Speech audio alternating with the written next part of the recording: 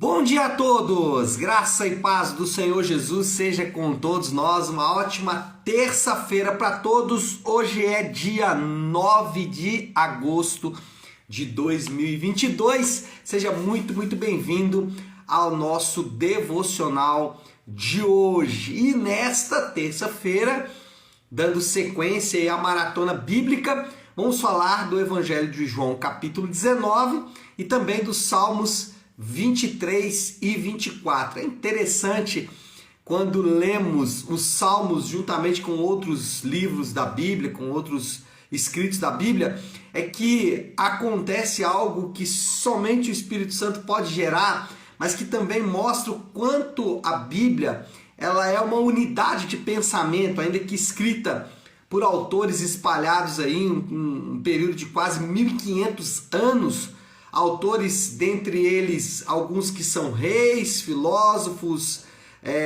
teólogos e etc. E outros homens comuns, homens simples, homens jamais do povo mesmo. Enfim, você percebe que apesar dessas diferenças, nós encontramos uma grande unidade de pensamento. E hoje isso mostra de maneira muito clara, porque nós temos aqui a história da crucificação, no Evangelho de João, no capítulo 19, e nós temos lá, de maneira não intencional, porque a gente vai lendo, né, sem programar muito, Salmo 23 e Salmo 24, são dois salmos que falam exatamente do momento de Jesus durante a sua vida, especialmente a sua crucificação, né, mas também a sua ressurreição aí no Salmo 24. Bom, vamos lá, vamos seguir, porque eu já estou tangenciando demais. Vamos falar aqui de João 19. Deixa eu ler com vocês aqui um versículo, que é o versículo 25 e 27. Hoje eu vou ler bastante versículo aqui, porque esse capítulo 19 de João é riquíssimo. Inclusive eu tive problema aqui, porque eu falei qual que eu vou separar. Resolvi fazer um apanhado geral aqui do capítulo 19, para a gente poder não perder nada do que tem de bom aqui nesse capítulo. Versículo 25 e 27, João 19, 25 e 27. Deixa eu ler aqui, 25 e 27. Aliás, é isso mesmo. Na verdade, eu não vou ler o 25 e 27, eu separei aqui o 25 e 27. Mas, vamos lá, 25 e 27. Perto da cruz de Jesus estavam sua mãe, a irmã dela, Maria, mulher de Clopas, e Maria Madalena. Quando Jesus viu sua mãe ali e perto dela o discípulo a quem ele amava, disse à sua mãe: aí está o seu filho, e ao discípulo: aí está a sua mãe. Daquela hora em diante, o discípulo a recebeu em sua família. Bom, o que nós temos no capítulo 19 é o momento mais tenebroso e sombrio da história da humanidade. O Filho de Deus, ele está morrendo para salvar pecadores. 3 considerações que nós devemos fazer sobre a crucificação. Primeira consideração, a completa rejeição dos homens. Olha o que diz o versículo 15 do capítulo 19. Mas eles gritaram: mata-o, mata-o, crucifica-o. Devo crucificar o rei de vocês? Perguntou Pilatos. Não temos rei senão César, responderam os chefes dos sacerdotes. Eu não sei o que é pior, né? Se é pedir a morte de Jesus, a sua crucificação, ou se é declarar com a própria boca que César era o rei deles, né? Para um judeu isso era inacreditável. Porém, essa realidade mostra que os homens cada vez mais se mostram distantes de Deus. Os homens cada vez mais se mostram afastados de Deus. Esse afastamento começa na queda lá no Éden, mas ele vai cada vez mais se mostrando evidente. E aqui nesse período é o momento em que essa rejeição diante do Filho de Deus encarnado, essa rejeição se tornou ainda mais evidente, uma forma que o homem não pode mais negar o quanto ele está afastado de Deus. E um exemplo que nós podemos usar aqui é quando você tenta evangelizar alguém. Ao tentar evangelizar alguém, nós temos duas reações, ou nós podemos enfrentar duas coisas. Óbvio que eu estou falando aqui de evangelização bíblica, né? Não como normalmente a gente tem visto aí, uma evangelização que quer vender milagres do Senhor Jesus. Pô, não vou entrar nesse ponto. Quando você tenta evangelizar alguém, normalmente acontece duas coisas. Você, de maneira inacreditável, começa a esquecer tudo que você poderia falar. E quanto mais você fala, às vezes você fala assim, meu Deus, eu tô falando um monte de coisa aqui e eu tô conseguindo me expressar, não conseguindo apresentar a coisa de maneira tão clara. E você no final acaba percebendo o seguinte, nossa, acho que eu não fiz um bom trabalho. Por outro lado, à medida que você vai apresentando o evangelho, a pessoa às vezes vai olhando para você e falando assim, o que essa pessoa está falando? Então isso acontece às vezes, não é sempre, mas acontece às vezes. Essa é só uma amostra, um exemplo de como os homens eles estão afastados de Deus, como eles estão distantes de Deus. E aí a gente pode ir para um outro extremo para mostrar esse afastamento. Podemos ir para o extremo de mostrar o quanto os homens são cruéis uns com os outros, o quanto os homens são blasfemos. E à medida que o homem vai avançando em tecnologia, em ciência, em conhecimento, parece que mais distante de Deus ele vai ficando. Essa distância não começou agora, essa distância não é uma realidade de agora, sempre aconteceu desde que o homem caiu lá no Éden, esse afastamento vai acontecendo.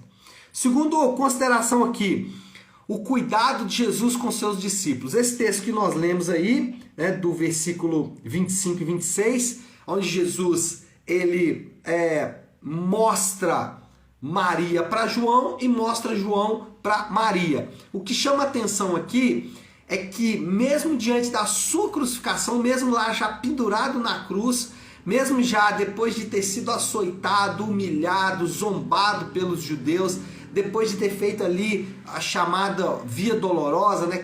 Aquela via onde ele subiu para chegar até o Calvário de maneira muito dura, muito severa. Depois de tudo isso ali em dor extrema, já pendurado na cruz, sentindo muita dor, sentindo toda a rejeição dos homens, Jesus ainda conseguiu olhar para os seus discípulos. Mesmo diante de tudo isso, ele ainda conseguiu olhar para os seus discípulos. Irmãos, os homens rejeitaram a Deus, os homens rejeitaram o Filho de Deus, os homens crucificaram o Filho de Deus. E aqui nós já vemos o primeiro sinal do amor de Deus. Ele iluminou o nosso coração. Nós, quando fomos evangelizados, falei agora há pouco aqui da evangelização, nós quando fomos evangelizados, ele iluminou o nosso coração para que nós pudéssemos entender o Evangelho. Eu costumo dar um exemplo que é muito interessante. Para pensar. Será que você, por conta própria, você andaria com Jesus? Será que você, por conta própria, escolheria Jesus? Escolheria a fé cristã? Eu acho bem pouco provável. Eu não escolheria. Eu costumo dizer que eu não sei se a eleição é incondicional, como dizem, mas eu posso dizer que no meu caso foi. Não há outra possibilidade de ter chegado a Jesus a não ser por uma iluminação direta dele ao meu coração. Se os homens que estavam ali rejeitaram o Senhor, ele cuidou dos seus discípulos e ele iluminou o coração dos seus discípulos. Essa é a segunda consideração. Terceira consideração, se em primeiro lugar a crucificação mostra o quanto o homem rejeitou a Deus, mas também a crucificação mostra o amor de Deus com seus discípulos. Em terceiro lugar, e o mais importante, a terceira consideração a se fazer é o cumprimento do propósito redentivo de Deus. Ali na crucificação, o propósito de Deus está se cumprindo. Tem dois textos que eu gosto. Primeiro, quando Pilatos fala com Jesus, você está em silêncio, não sabe que eu posso tirar a sua vida, ou dar a sua vida, ou te libertar, ou te crucificar. Jesus fala com Pilatos, nenhuma autoridade te foi dada, senão a que veio do meu Pai. Você não faria nada se meu Pai não quisesse. Mas o texto mais importante é o versículo 30. Aqui é o ponto central do Evangelho de João, especialmente aqui o capítulo 19.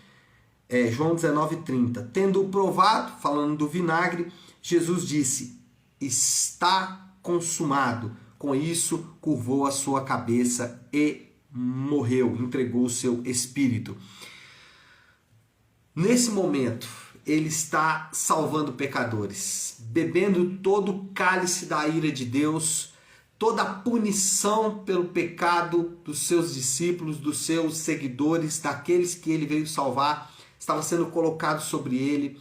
Naquele momento, os pecadores estavam recebendo graça, misericórdia e amor de Deus. A Bíblia fala em vários lugares que Jesus veio salvar pecadores. E esse é o ponto. Ele não veio tentar salvar pecadores. Ele não veio dizer, olha, estou morrendo aqui na cruz, estou entregando meu sangue, quem quiser venha e beba, ou quem quiser venha e seja salvo. Não, a Bíblia diz que o propósito dele é definido, ele veio salvar pecadores, ele não veio tentar salvar pecadores. Ele não veio, se porventura os pecadores quisessem, eles seriam salvos. Não, ele veio cumprir um propósito, ele veio cumprir um objetivo, ele veio cumprir uma tarefa, ele veio salvar pecadores. E aqui no versículo 30 do capítulo 19, essa salvação é consumada, essa salvação é definitiva, essa salvação é feita de forma agora objetiva para todos os homens. E essa é a grande mensagem que nós temos. Essa é a grande carta de amor que nós temos. Essa é a grande apresentação de amor que nós temos. Jesus veio salvar pecadores e nós somos alvos desta salvação. Nós somos salvos por Ele, para a glória dEle e para o cumprimento do propósito dEle. E essa mensagem que deve queimar o nosso coração. Ele não veio tentar salvar pecadores. Ele não veio fazer uma coisa que os homens podiam gostar ou não gostar, não. Ele veio cumprir um propósito, ele veio cumprir um intuito, e ele cumpriu esse intuito, por isso ele pôde declarar na cruz, está consumado, pecadores estão salvos para a glória de Deus. Tá certo, meu povo? Vamos lá? Moral da história, como que nós podemos resumir tudo isso aqui que a gente acabou de falar?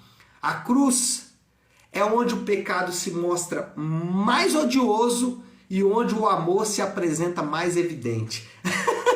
A cruz tem esses dois aspectos. Ali nós podemos ver o pecado da sua maneira mais cruel. Ali o pecado não se escondeu mais. Ali o pecado não se camuflou mais. Ali o pecado não pôde mais esconder as suas garras ou se esconder de ninguém. Ali o pecado ficou evidente. Esse é o resultado do pecado. O resultado do pecado é isso aí. Essa barbaridade, essa tragédia, esse grau de doença, de morte que chega no nível extremo na crucificação do Senhor Jesus. Ali o pecado se mostrou mais odioso. Quer saber o efeito do pecado? Quer saber quanto o pecado pode impactar de forma negativa a sua vida? Olhe para a crucificação. Mas também é ali que o amor se apresenta mais evidente. Quer saber o que é amor? Quer experimentar amor? Quer viver amor? Quer de fato conhecer o que é amor? Olhe para a cruz. A cruz é onde o amor se apresenta de forma mais objetiva, mais direta.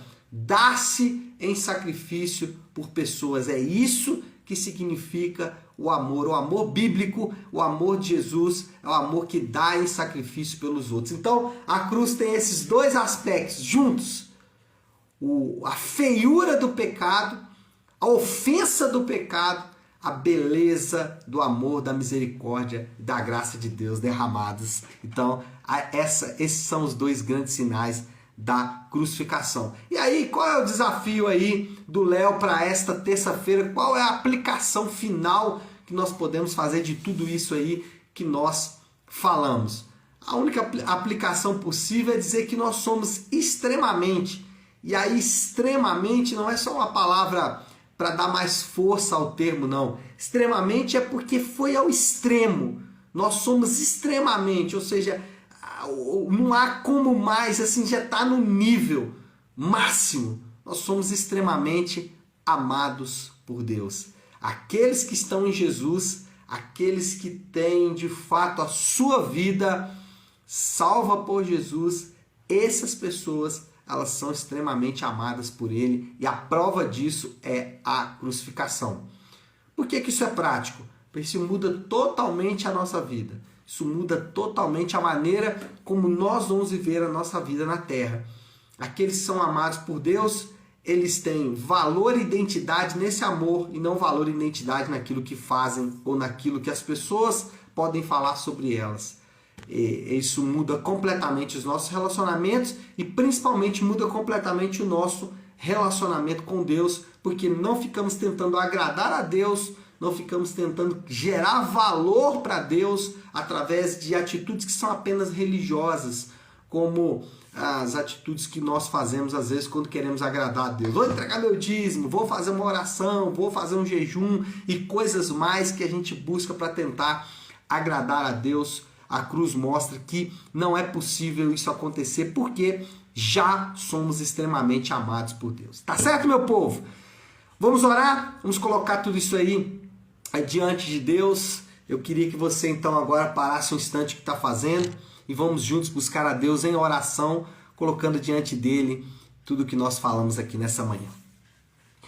Querido Deus, Pai de graça, Deus de amor e toda misericórdia, obrigado por esta palavra. O que fazer e de que maneira podemos orar, como podemos falar com o Senhor depois de sermos relembrados aqui de detalhes tão duros e ao mesmo tempo tão maravilhosos como foram os detalhes em relação à sua crucificação.